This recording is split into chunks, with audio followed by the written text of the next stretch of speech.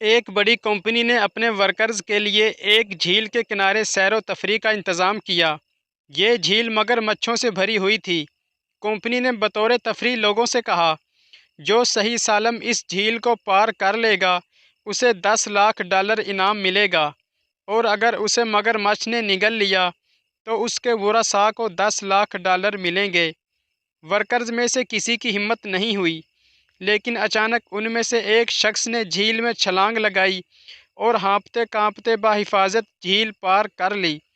اس مقابلے میں کامیاب ہو کر وہ آدمی اپنے گاؤں کا کروڑ پتی بن گیا، لیکن اس نے معلوم کرنا چاہا کہ آخر کس نے اسے دھکا دیا تھا۔ بالآخر اسے معلوم ہوا کہ وہ اس کی بیوی تھی جس نے اسے پیچھے سے دھکا دیا تھا۔ اس دن اور وقت سے یہ مقولہ مشہور ہو گیا کہ ہر بڑے اور کامیاب آدمی کے پیچھے ایک عورت کا ہاتھ ہوتا ہے۔